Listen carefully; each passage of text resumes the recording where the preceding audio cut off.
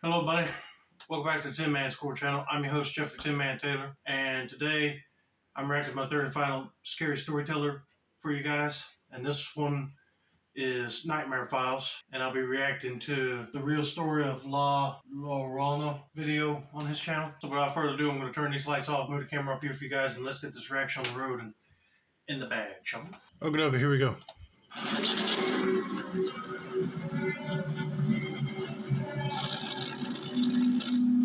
Nightmare Files.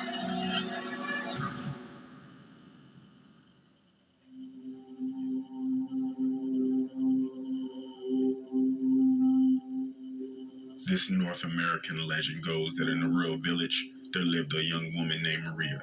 Maria came from a poor family but was known around her village for her beauty. Right. One day, an extremely wealthy nobleman traveled through her village, but stopped in his tracks when he saw Maria. Maria was charmed by him, and he was charmed by her beauty. So when he proposed to her, she immediately accepted.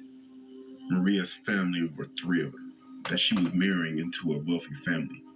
I mean, that sounds like a happy cause of celebration, because if they're living in a village and they're barely making by on what they make money-wise, they know that their daughter's marrying some wealthy guy, then they should be all right. Well, let's just see how the rest of the story goes, shall we?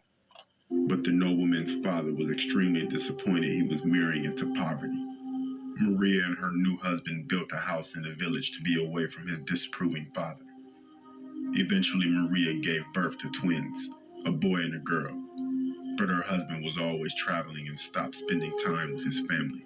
Okay, first of all, I hate how every in-law acts like they're ashamed of their kids for marrying into someone that's less well-to-do than they are. I mean, they act like that, they will never see any grandkids of theirs ever again. But it is kind of sad that her husband married her and had kids with her, and they built the house away from his dad, and yet he's traveling and hardly spending time with them. I get it. He's a businessman. He has to make sure his business stays afloat. But golly, you can't just get up and abandon them, you know? When he came home, he only paid attention to the children, and Maria knew her husband was falling out of love with her. One day, he left and never returned. Years later, as Maria and her twins were walking by a river, she saw a familiar carriage with a younger, beautiful woman next to her husband. Maria was so angry and confused that without thinking, she picked up her two children and threw them in the river, drowning them.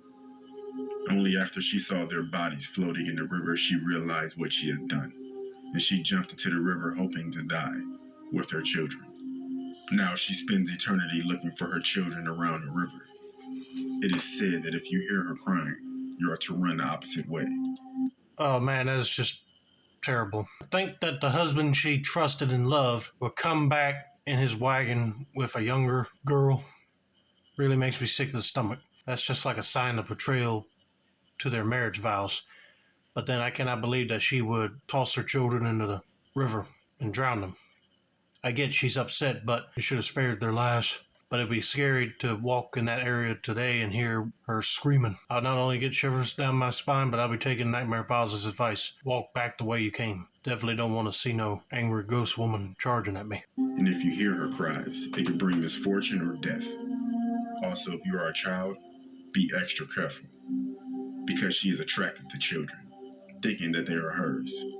Since she thinks children are hers, she tries to drown them. Children should not walk alone around this river, just in case. Many parents in Mexico use this story to scare their children from staying out too late.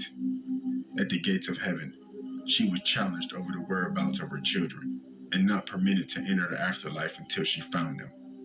She is forced to wander the afterlife for all eternity, searching in vain for her offspring.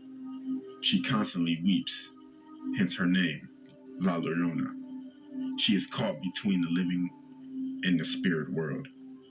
In some cases, she kidnaps wandering children who resemble her missing children, asks them for forgiveness, then kills them to take place of her own. People who claim to have seen her say she appears at night or late evening by rivers or lakes. Some believe those who hear her cries are marked for death, but those who escape in time are not. She is said to cry out, "Oh, my children."